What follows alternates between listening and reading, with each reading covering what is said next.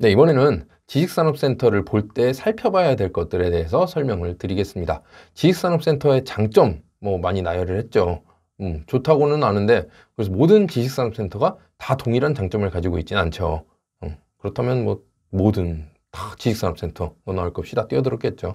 그래서 어떤 거를 봐야지 적어도 내가 사는 곳이 실패하지 않겠나, 손해보지 않겠나 하는 것들을 이제 안내를 해드리겠습니다. 먼저 업종 제한이나 입주 자격들을 봐야 됩니다. 업종에 내가 이제 이건 실입주에 해당합니다. 나는 지금 실입주를 해야 되는데 내 업종은 이런 업종이다. 어떤 것을 만든다, 어떤 걸 설계한다, 어떤 걸 디자인하거나 하는 업종이다. 이게 이제 입주가 가능한지를 확인하셔야 되겠는데요. 보통 이제 영업사원들은 이제 얘기를 할 때 일단은 다 가능하다 그럽니다. 다 가능하다 보고 본인들 일단 대부분 제조업이라든가 몇 가지들이 있죠. 지식 기반 사업에서 출판 같은 것도 있고, 4차 신재생에너지 같은 그런 것도 요즘 대부분 다 가능합니다. 그래서 대부분은 일단 가능하기에 무조건 일단 가능하다고 놓고 보는데 긴가민가 애매한 경우들이 있습니다. 지식산업센터에 이제 입주가 안 되는 이제 대표적인 것들은 소음이나 공해를 유발하거나 오폐수가 나오거나 공해 유발하는 업종들은 입주가 안 되는데요. 그것도 이제 아예 안 되는 게 아니라 어느 정도 극소량으로 나오고 처리가 완벽하다 하면은 입주가 되는 경우도 있습니다. 근데 이런 것들을 확인을 하고 하는 게 아니라 영업사원들은 일단 대부분이 일단 우선은 다 된다라고 얘기를 하죠. 그래서 그것만 믿고 그냥 할 게 아니라 일단은 좀 알아보실 필요도 있다고 생각을 해요. 괜히 이제 그 말만 듣고 덜컥 이제 좋은 호실이 남아서 내가 딱 원하는 면적이 있어서 내가 원하는 타입이라서 계약을 해놨는데 나중에 입주할 때 이제 문제가 생겨서 거절을 당하거나 아니면 이거를 바로 이제 전매를 내놔야 되거나 하는 그런 불미스러운 일이 생길 수 있습니다. 그게 아니더라도 이제 골치 아픈 거죠. 일단 나는 돈을 넣었는데 안 된다 그러면 바로 뺄 수 있는 게 아니기 때문에 일단 스트레스, 신경 쓰이는 부분이 될 겁니다. 그래서 우선은 본인이 이제 알아보셔야겠죠. 그래서 가장 먼저 쉽게 알아볼 수 있는 거는 입주자 모집 공고에 나와 있는 걸 통해서 볼 수도 있고요. 아니면 다음은 이제 시군 구청이나 산업관리 산업단지의 경우는 관리공단에 이제 문의를 하시는 경우가 이제 가장 확실한 답변을 들을 수 있겠습니다. 그래서 업종 제한이 있는지 혹은 이제 내 업종이 입주가 가능한지 여부를 먼저 살펴봐야 되겠습니다. 다음은 드라이브인 시스템, 도어 투 도어가 가능한지인데요. 이거는 실입주하는 기업도 중요하겠습니다만은 투자자분들도 중요합니다.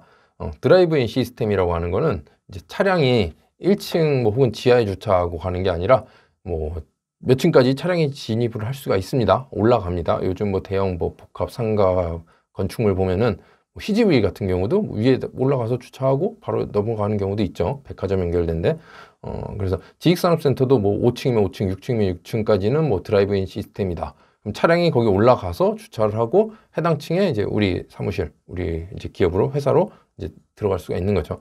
드라이브인 시스템이 가능한지 여부를 확인하시는 게 좋겠습니다. 내가 실제 사용하기도 그렇고 이제 제조업이 가장 많기 때문에 제조업을 설명을 드리자면은 제조업은 일단 물류, 화물 같은 게 있고 제품을 이제 만들면은 이걸 날라야겠죠.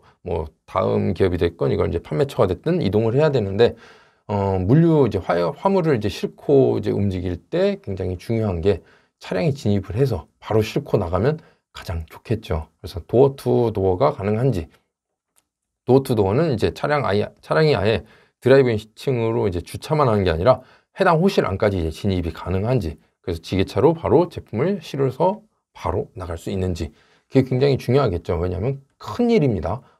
무겁고 이제 부피가 큰 것들을 차에 어떻게 실을 거며 어떻게 나갈 거며 차량 진출입하는 것도 굉장히 중요한데 아마 이제 본인이 기업을 운영하시는 실입주 기업 같은 경우는 저보다 분양하시는 분들보다 더 중요하게 생각을 할 겁니다. 크기가 어느 정도고 높이가 어느 정도는 돼야 되고 지게차가 중량이 어느 정도고 어느 정도 차는 들어와야 되고 화물차가 몇 톤까지가 가능한지 높이 이런 것들을 다 보셔야 될 겁니다. 그리고 도어 투 도어가 가능한지도 굉장히 중요하고요. 이게 투자자분들은 왜 중요하냐면 지역마다 특색이 있습니다. 지역마다. 그래서 어떤 지역은 드라이브인 호실 도어 투 도어가 안 되는 지식산업센터가 많은 그 지역이 있어요. 그런 지역은 오히려 이런 희귀성이 있기 때문에 공실 위험이 적겠죠. 일단 찾는 사람들은 일단 어느 정도 수요는 있는데 호실은 적고, 그래서 나는 무조건 도어 투 도어가 돼야 된다. 무조건 차량이 진입해야 된다. 근데 지금 살 여력은 안 되고 임대로 계약을 해야 된다. 라고 하는 그 기업들은 당연히 뭐 다른 데 다 제껴두고 제일 먼저 드라이브인 도어 투 도어가 가능한 곳을 계약을 하겠죠. 그래서 아마 가격이 조금 높긴 하더라도 어차피 이제 임대 수익 목적이고, 임대 수익 목적은 제대로 월세를 받되 공실에 대한 위험 없이 따박따박 매달 꼬박꼬박 들어오는 게 제일 중요하겠죠.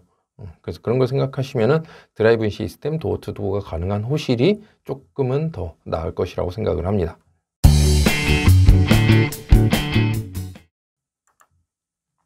그리고 높이, 그리고 바닥의 하중, 전기 용량도 살펴보셔야 되겠습니다. 건물은 이제 층고죠. 그래서 제조업은 일단 큰 장비가 들어오는 경우가 많습니다. 기계.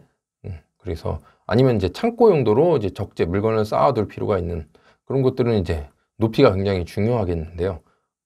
하역 작업을 할 때도 지게차가 물건을 떠서 이제 화물차에 실어야 되고 할 때 그 높이에 걸려서 굉장히 곤란한 경우들이 있습니다. 아니면 정말 마음에 드는데 높이, 뭐 하중, 전기 용량 이게 문제돼서 입주를 못하는 경우도 굉장히 많습니다. 아니면 이걸 염두에 두지 않고 덜컥 계약을 해놨는데 이게 내가 보니까 우린 높이가 안 맞네 이렇게 해놓고 후회하는 경우도 많습니다. 그래서 높이가 정확하게 어느 정도 되는지, 높이도 그 안내해주는 높이에서 대략 한 1.2m 정도는 빼셔야 됩니다. 왜냐하면 이제 그 파이프 라인에 이제 그 건물 이렇게 나중에 마감 처리될 때 들어가는 높이, 내가 그 안내해주는 높이를 전부 다 사용할 수는 있지는 않아요. 뭐 6m라 그러면은 거기서 6m에서 어느 정도 뭐 80cm면 80cm, 1m면 1m, 1m 20이면 1m 20 정도는 빼고 계산을 해야 됩니다. 그래서 정확하게 내가 사용하는 실사용 높이가 어느 정도인지를 확인을 하셔야 되겠고요. 그리고 제조업 같은 경우는 그 장비들, 기기들이 굉장히 무겁습니다. 그래서 그 무거운 그 장비들을 안으로 들였을 때 건물에 문제가 없어야 되겠죠. 뭐 바닥이 내려앉거나 깨지면 안 되겠죠. 그래서 바닥 하중 같은 거, 내가 사용하고 있는 장비들을 모두 다 무리 없이 이제 운용할 수가 있는지 봐야 되고요.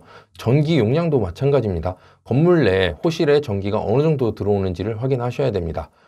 봤을 때 조금 건물이 이게 다 완벽하지는 않아요. 보면 조금씩 차이는 있습니다. 그래서 봤을 때 내가 사용하는 전기 용량은 어느 정도나 되는지, 그리고 실제 이제 그 운용을 했을 때 무리가 없는지, 문제가 없을지까지 확인을 하셔야 됩니다.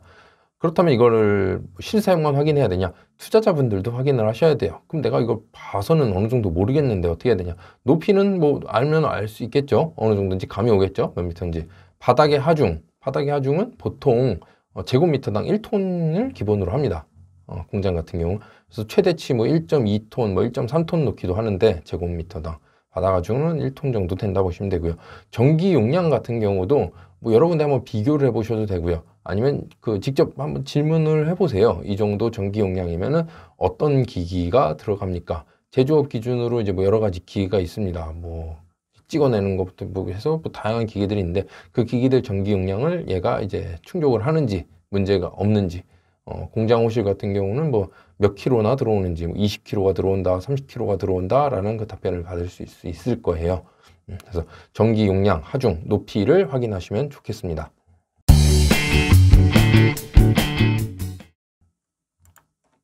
다음은 이제 엘리베이터죠. 엘리베이터는 몇 대나 되는지.